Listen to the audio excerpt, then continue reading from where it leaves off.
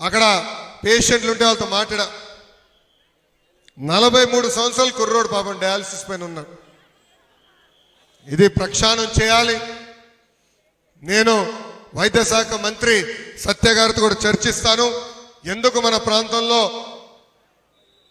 ప్రజలందరికీ డయాలసిస్ అవసరం వస్తుందనే దానిపైన చర్చిస్తాను. ఇంతేకాదు నేను అనుకుంటాం నీటి సమస్య వల్ల అది వస్తుంది. నీరు బాగా లోపలికి ఉంది, మనం బోర్ వేసుకుంటున్నాం, లోతు పెంచుతున్నాం, దానివల్ల నీరు కాలుష్యం అవుతుంది. ఆనాడు పాదయాత్రలో హామీ ఇచ్చే తల్లి ప్రతి ఇంటికి ఉచితంగా సురక్షితమైన తాగునీరు అందించే బాధ్యత మేము తీసుకుంటా అని చెప్పాను. పనులు కూడా తొందరలోనే ప్రారంభించబోతున్నామని ఈ సభకు హామీ ఇస్తున్నాం. అమ్మా, మన వరదలు వచ్చినాయి. 264 సంవత్సరాల్లో ఎప్పుడు రాని వరదలు విజయవాడకు వచ్చింది. ఇంకా చంద్రన్న ఊరుకుంటాడా? కుర్రోడు లాగా నేను కూడా అంత స్పీడ్ వెళ్ళలేను తల్లి. 20 సంవత్సరాల కుర్రోడు లాగా జేసీబీ లెక్కాడు, నీరులో తిరిగారు. 10 రోజుల్లో వరదలకి ఫుల్ స్టాప్ పెట్టారు తల్లి. అహర్నిశలు కష్టపడ్డారు తల్లి. కానీ ఆనాటి ముఖ్యమంత్రి, ఈనాటి పులివెందుల ఎమ్మెల్యే జగన్మోహన్ రెడ్డి గారు ఏకంగా బాబు గారి పైన ఆరోపణలు చేస్తున్నారు. ఆయన ప్రవర్తన చూస్తుంటే ఆయనకు ఒక ముద్దు పేరు పెట్టాలనుకుంటున్నా తల్లి. అదేంటంటే ఫేక్ జగన్ అని తల్లి. ఏంటది? ఫేక్ జగన్. ఇది ఎందుకో నేను చెప్పాలి కదా తల్లి. అమ్మా, 2019 ఎన్నికలు ఏం చెప్పాడు? మెగా డిఎస్సి ఏర్పాటు చేస్తా, 2 లక్షల ప్రభుత్వ పోస్టులు భర్తీ చేస్తా అన్నాడు. పట్టించుకోలా.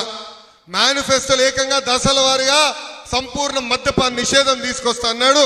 బూమ్ బూమ్ ప్రెసిడెంట్ మెడల్ అన్ని పారిచ్చాడు తల్లి, ఊరూరు పారిచ్చాడు తల్లి. ఇంతేకాదు ఆనాడు ఏకంగా రాజారెడ్డి రాజ్యాంగం తీసుకొచ్చి ప్రజల్ని ఇబ్బంది పెట్టాడు. ఎవరైనా బయటకు వచ్చి ప్రభుత్వాన్ని నిలదీసినా ప్రశ్నించినా వాళ్ళపైన దొంగ కేసులు పెట్టారు తల్లి. నీ లోకేష్ పైన 23 కేసులు, అటెంప్ట్ మర్డర్ కేసు కూడా ఉంది తల్లి నా పైన, ఎస్సీ ఎస్టీ కేసు కూడా పెట్టారు తల్లి నా పైన.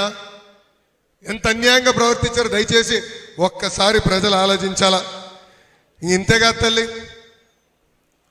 ఆనాడు ఆయన కూడా పాదయాత్ర చేశాడు, ఊరూరికి ఒక హామీ ఇచ్చాడు. వాళ్ళ కార్యకర్తలు ఒక పుస్తకం తయారు చేశారు, 600 హామీలు ఇచ్చారు, ఆ హామీలు మీరు ఎప్పుడు తీస్తారని.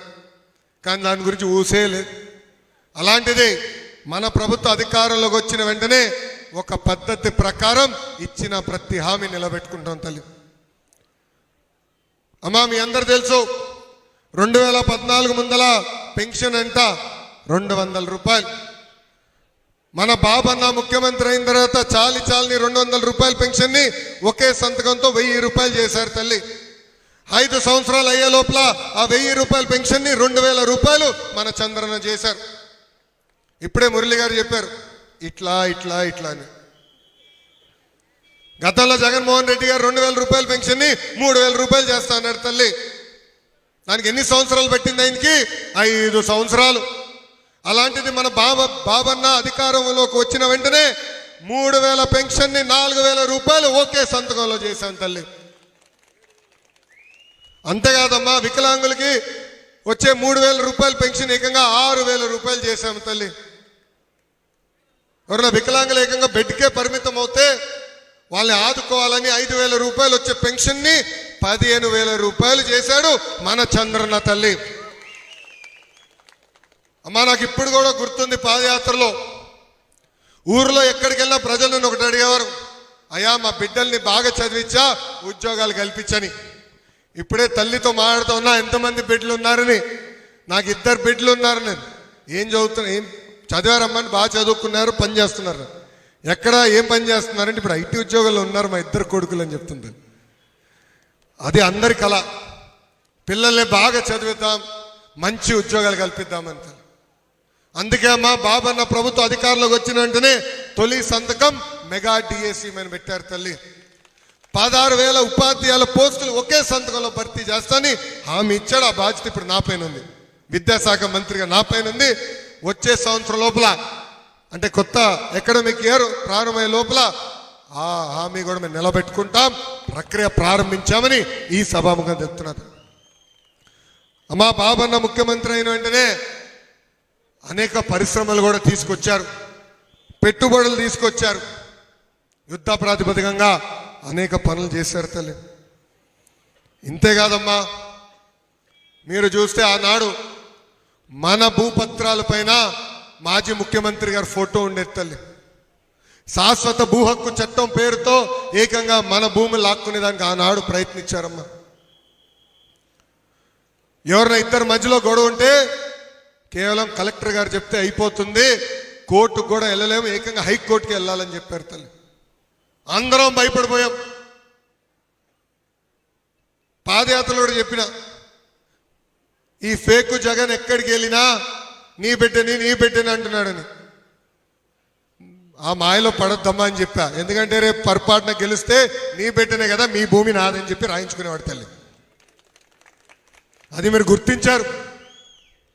అందుకే ఎన్డీఏ ప్రభుత్వాన్ని ఎప్పుడు లేని మెజార్టీతో మీరు గెలిపించారు తల్లి. చంద్రబాబు నాయుడు గారు పెట్టిన 5 సంతకాల్లో శాశ్వత భూ హక్కు చట్టాన్ని రద్దు చేసే దానిపైన పెడతాం జరిగింది తల్లి. ఇంతేగా తల్లి, నేను ఆనాడు మిషన్ రాయలసీమ అన్న పేరుతో రాయలసీమ ప్రజలు ఎదుర్కొన్న సమస్యలు తెలుసుకున్న తర్వాత కడపలో పెట్టా. పిల్లలకి చదువుకునేదానికి పాఠశాలలు ఏర్పాటు చేయాలి, విశ్వవిద్యాలయాలు తీసుకురావాలి, పిల్లలు చదువుకున్న తర్వాత ఉద్యోగాలు ఉపాధి మన ప్రాంతంలోనే కల్పించాలి. అంతేకాదు రైతులకి సబ్సిడీ ద్వారా డ్రిప్ ఇరిగేషన్ అందజేయాలి. మనకు కావాల్సిన మామిడి పంటే కాదు, మామిడి తోటలో భారతదేశానికే కాదు ప్రపంచానికి కావాల్సిన మామిడి కూడా పండించి పంపించాలని ఆనాడు ఆలోచించాం. ఆ ప్రక్రియ కూడా తొందరలో మేము ప్రారంభించబోతున్నాం. పేదల ఆకలి తీర్చే అన్నా క్యాంటీన్ తల్లి, పేదల ఆకలి తీర్చే అన్నా క్యాంటీన్ని ఒకే ఒక సంతకంతో ఆనాడు ఫేక్ జగన్ రద్దు చేశాడు, పీకేశాడు తల్లి. అదే బాబన్న అధికారంలోకి వచ్చిన మొదటి 100 రోజుల్లోనే మూతపడిన అన్న క్యాంటీన్ తిరిగి మేము ప్రారంభించాం తల్లి.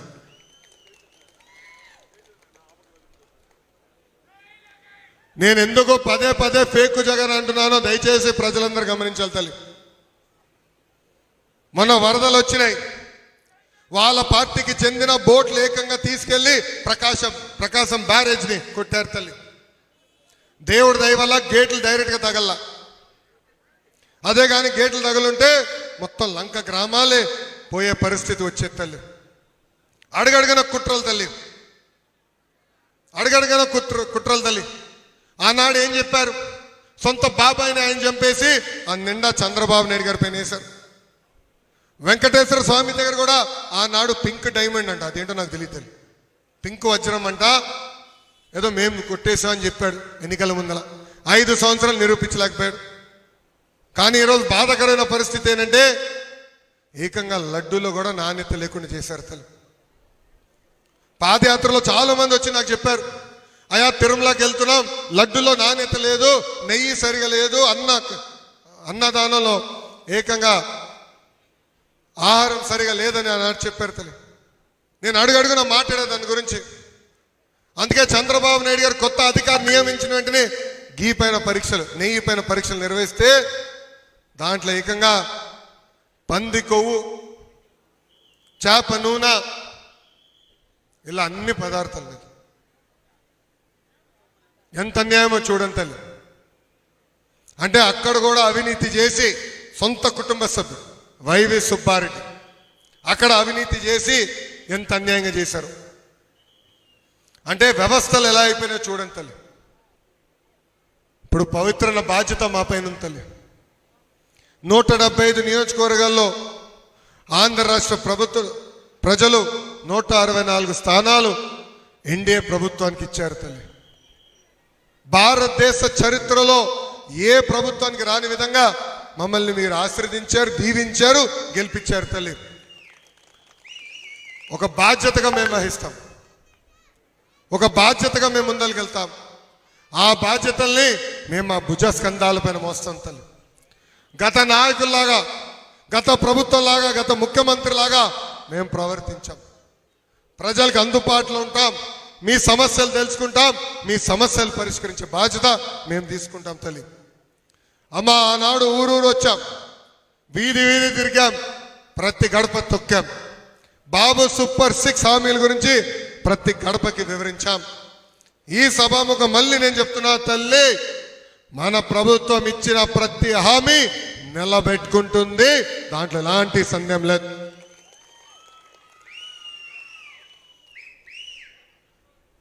తిరుమల గురించి ఒక మాట చెప్పాలి తల్లి. నాణ్యన్న ఇక్కడనే ఉన్నాడు.